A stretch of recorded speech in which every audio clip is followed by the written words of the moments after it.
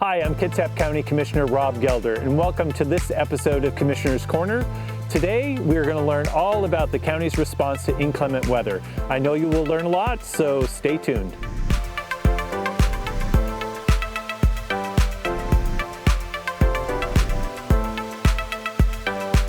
So joining me now is Joe Rutan, who is Kitsap County's road engineer. And Joe, thank you so much for being part of the program today.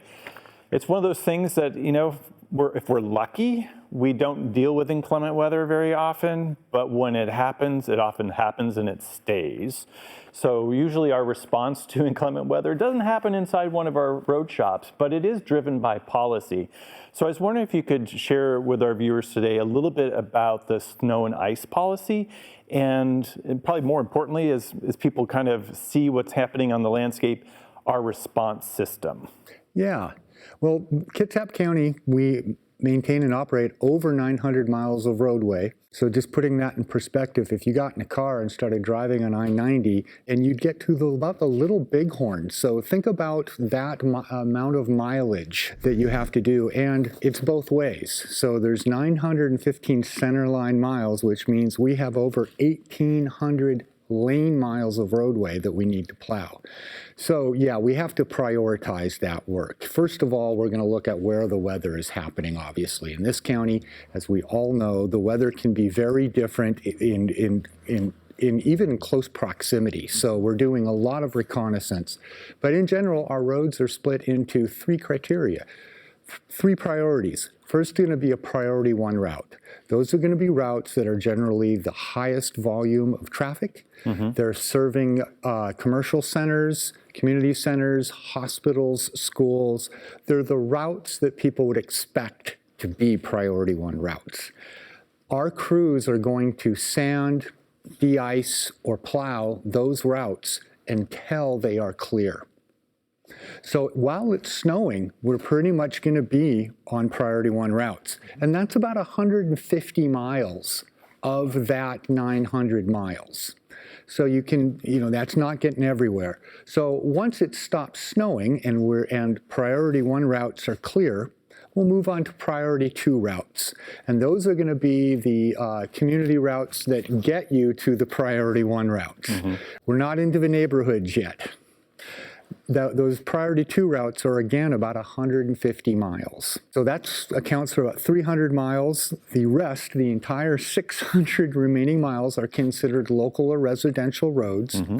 And those we're going to get to after we clear the priority one and two routes.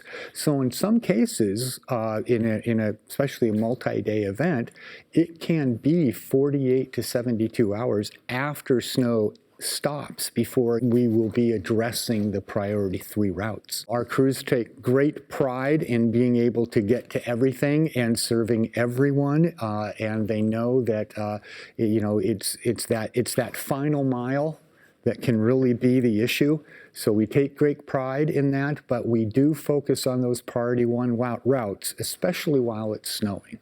And I would just, as a matter of clarification, I think for folks, that we're really talking about the roads that are maintained by the county. So if it's unopened right-of-way that is, county-owned, that's not necessarily going to receive the service, or private roads. Private roads, you need to work with your neighbors to develop a snow and ice control plan. The state routes are handled by the state, and city routes are handled by the cities. Now, we do work with all of those entities, the cities and the state, to make sure that any islands or inefficient areas for one that are more efficient for the other to plow, we do have agreements where we work to make sure that we have good and efficient coverage. You stay on top of the weather reports. You kind of get an indication of what might be coming along. So what is the process that kind of really triggers that storm response? And potentially, I know that our crews go to 24/7 type of operations, 12-hour shifts, to make sure they stay on top of it. Yeah. How does that kind of play out? We are very attuned to weather reports, and we have different information that we're taking in. We also have a lot of experience that people have, and so we know we plan for the worst, hope for the best, and so we're attuned to the weather reports. We have 3 separate road shops, one in each district of the county, and because the weather can be so different, they do make decisions independently, but we're looking at that as a whole team and unit also. So in our last event at the end of the year 21, we even though that was slightly different amongst the shops, we all went to a 12-hour shift, 24-hour operation at the same time. We came off of it at a different time due to the way the snowstorm ended. It ended much differently for different shops or different areas. Okay. To recap, each shop is making independent decisions with insight and evaluation from the overall management, and they work really well together and exchange information well. That's great. So they're activated, and then what happens? At what point is it sort of the response ended?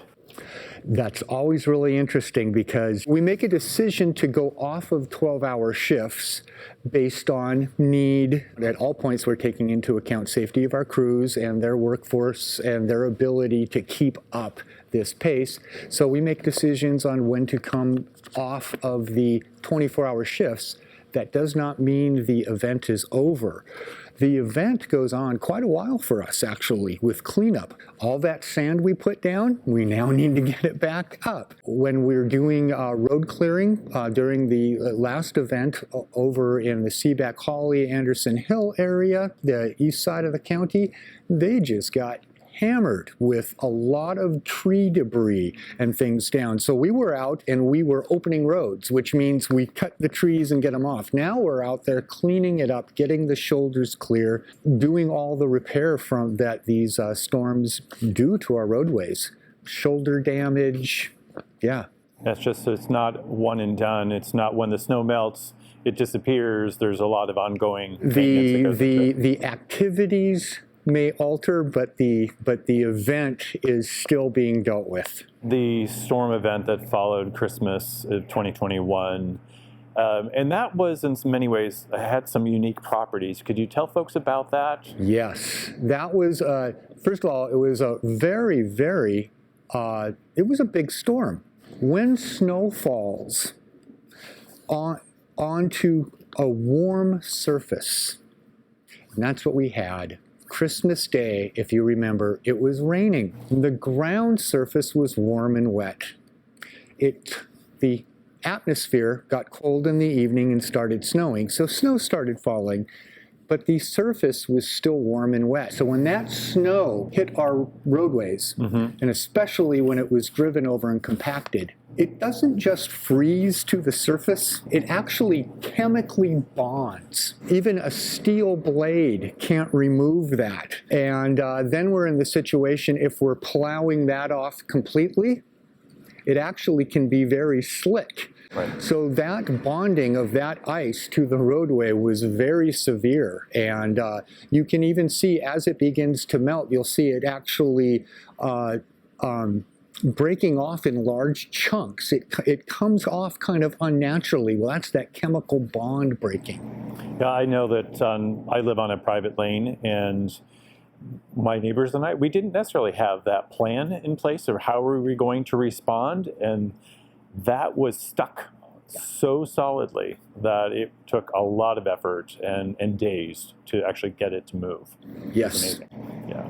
So you talked about a lot of some of the statistics you track relative to our snow response or an inclement weather response. So do you have any stats about how many pounds of sand or tons, or I guess not pounds, but we'd be talking tonnage? We actually put together a neat little flyer that has this information. It is available on our website. We had between 7 and 9 inches in most parts of the county.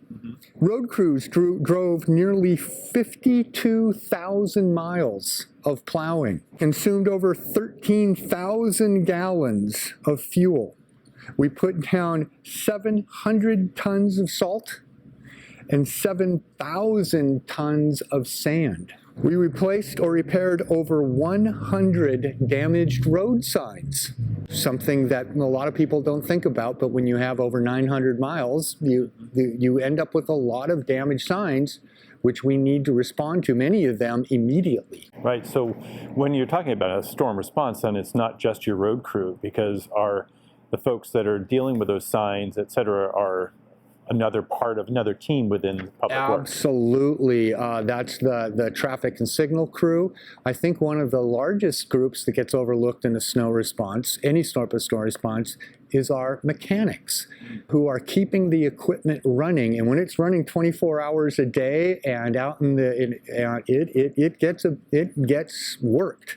The amount of work our mechanics do to keep our people out working is heroic. Yeah, definitely, and most appreciated by everyone that's traveling part of our public. Joe, thank you again for being part of the program today.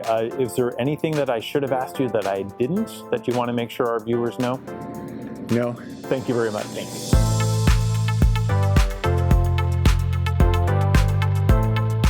Joining me now is Jacques Dean, who is Kitsap County's road superintendent. And thank you very much for being part of the program today. And as you know, we're talking about all things inclement weather, whether it's a big storm, whether it's just a dusting, but trying to understand what all goes into responding to that.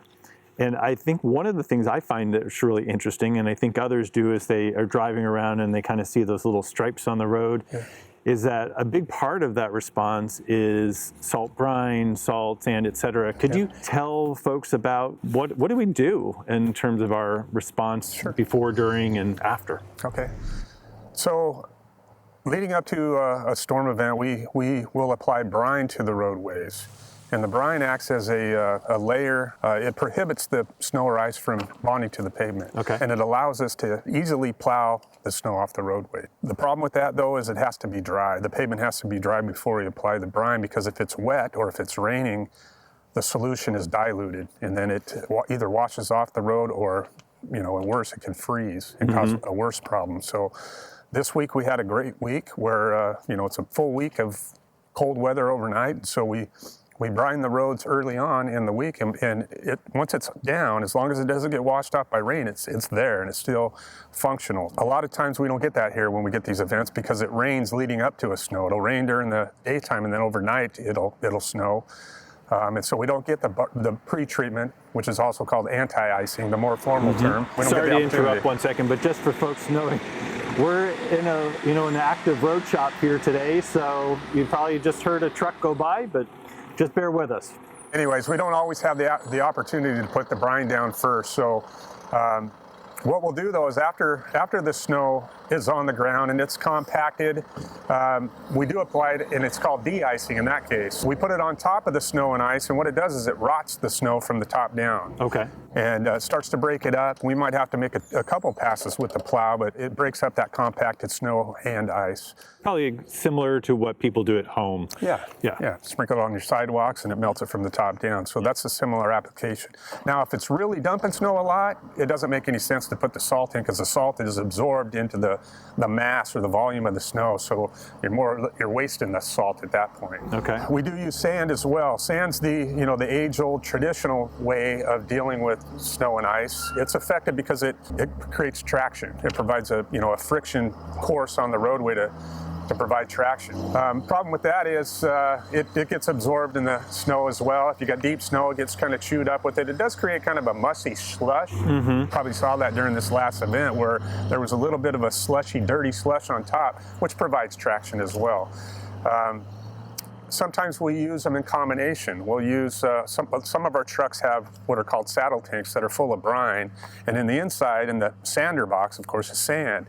And as the sand is spread out, we're also spraying brine. It wets the sand, and it allows it to stick to the pavement. Oh, okay. When you get real cold, hard, compact ice, and you spread the sand out, if you've ever followed a sanding truck, you'll see the sand bouncing all over the road, and over a short time, the vehicle traffic kicks it all off to the side, and the wheel tracks are back down to bare snow and ice. So by pre-wetting the sand before it's applied on the roadway, it actually sticks, and then it's more effective. And does that then the brine mixed in actually help with the melting of the ice? Oh yeah, on the yep. sand? And Okay. it'll actually cause the sand to kind of seep down into the ice. So that's an effective method as well. Okay.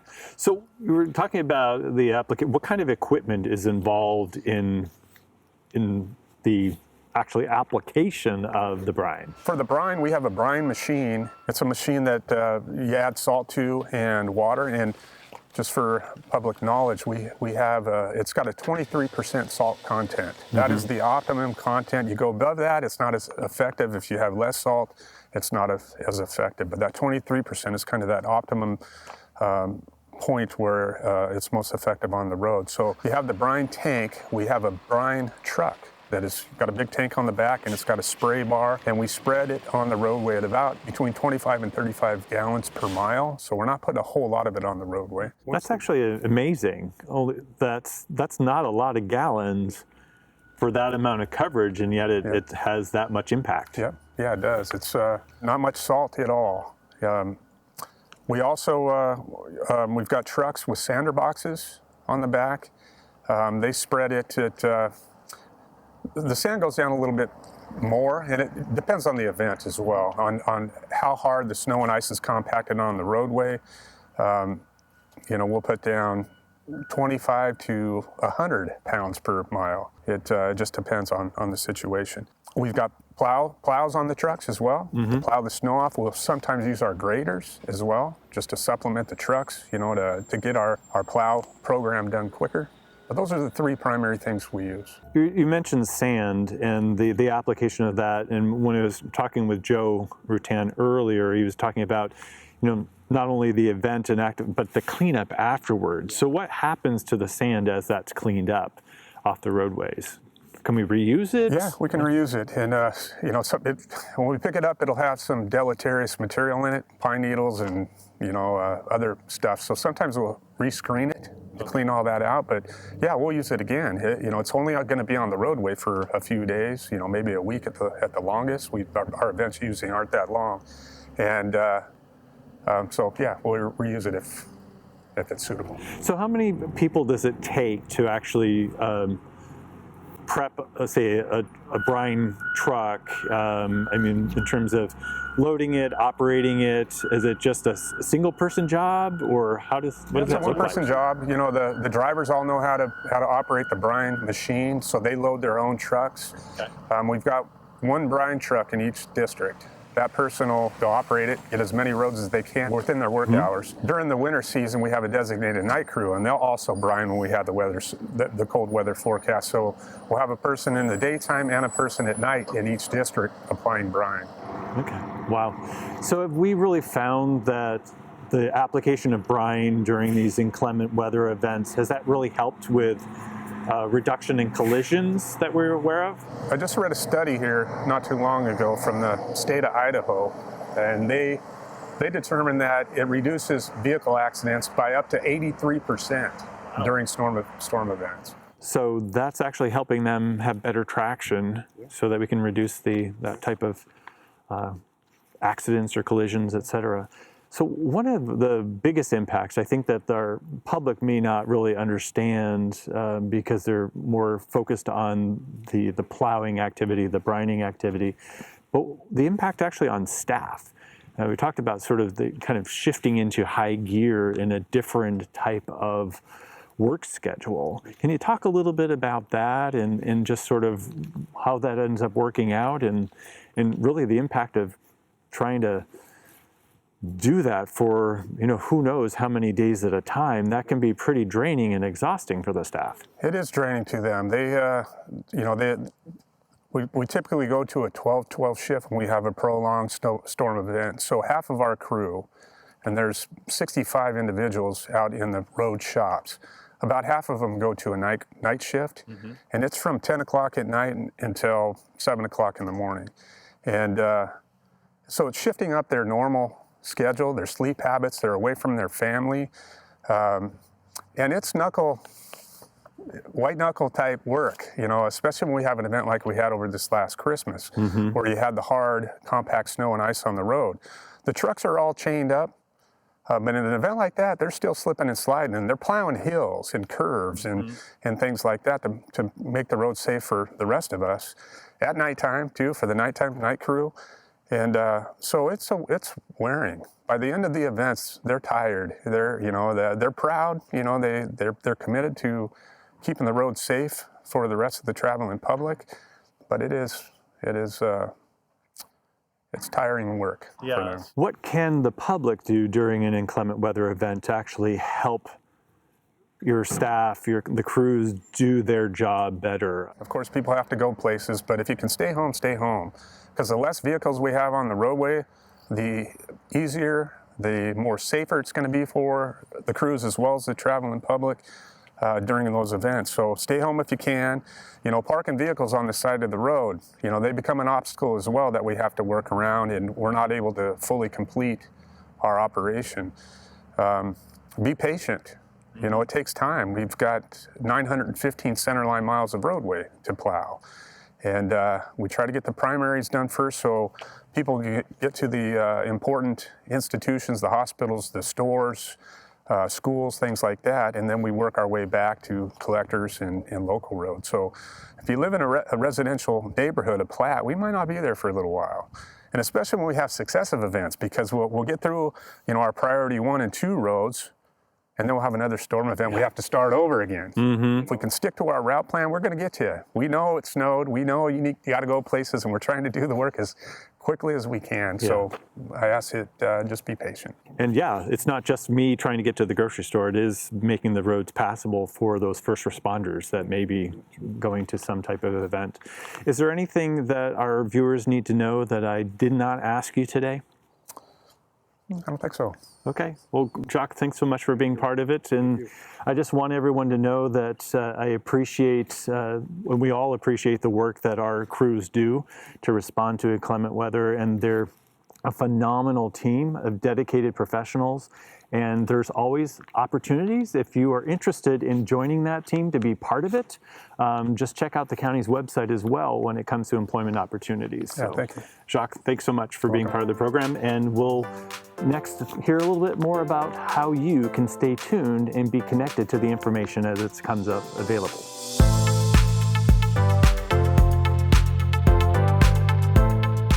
And joining me now is Doug Baer, who is our Public Communications Manager, and we're back inside out of the cold to talk a little bit more about how do members of the public understand or hear about or stay in touch with the information when emergency arises and we activate inclement weather and all that kind of stuff? Well, we have a couple of different ways. The inclement weather page, which is at kcowa.us/IW, that's the best place to go. That's the first page that we update. That's where we keep the most recent information, not only on roads and road conditions, but as well facilities, facility closures, restricted hours, that type of stuff.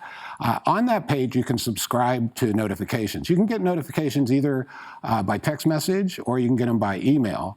And those notifications come out during storms frequently. So, if there's a priority 1 road that gets closed, we'll send out a notification. If the facilities are closed, if the courthouse is closed, we'll send that out. So primarily, the inclement weather page is a great place to bookmark, and then signing up for those notifications, there's 2 categories. One's inclement weather and emergency information. That's good not only for winter weather, but we get flooding and we get the tornado on occasion, but that's a great resource when we have some sort of emergency.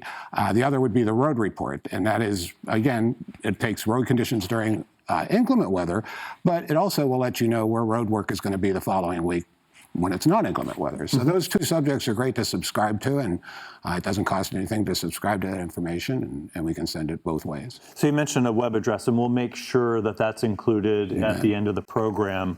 But what happens for someone who may not be tech savvy, who doesn't necessarily spend or go to their computer to get information? Well, we have Kitsap One. We call it your first call for county services. It's 360-337-5777. And our call agents are equipped to help people with that. So, we get a ton of calls during inclement weather. And oftentimes we're able to either get them to the resources they need or at least let them know, some reasonable expectation of where we are and when they could expect to see somebody in their neighborhood. So going to the website, getting information there, either the road report, which is a great resource too when it comes to when we get into construction season, not necessarily inclement weather, it's a great resource. But then subscriptions, you can either get through email notifications or on your smartphone. On your smartphone as well. It's actually kind of nice because when we send them out, I'll see if I'm in the office, you'll hear a bunch of smartphones go off, and then people start saying, hey, don't go home on Newberry Hill because it's closed. And so it's the best way to keep informed. In our road crews, it's actually kind of nice. They have a little app on their phones, so if they need to report a road closure, they just do it through a little fill in the block type thing off their phone. That automatically gets sent to the communications folks, and then from there we can get that message out to the residents. So it's very much real time. Totally. That's awesome. And the road report online, which you can get to from the front page, that will show you anytime the current road conditions, including inclement weather and construction and maintenance projects. Well, wonderful. Well, Doug, thank you so much for that. Pleasure. Is there anything else that our viewers should know about? No, I really encourage those two topics. Sign up for the inclement weather and the emergency information as well as the road report. And if you're interested in other parts of the county, there's a topic called County News. And essentially you get the front page news, the same stuff that we're sending to the media for everything that's going on in the county. So we have about 73,000 people subscribing to that service currently. Wow, that's amazing. It is. It's a great service, and it's a great way to stay informed about what's going on in the county. Cool. Well, thank you so much. My I appreciate pleasure. it. And thank you as well for tuning in to this episode of Commissioner's Corner. Hopefully, we don't experience inclement weather very often, but when it does, I hope that you've learned a little bit about the issues that we have, how we activate, how we deliver services, and how you can stay informed. So hope you learned something, and I'll look forward to seeing you next time.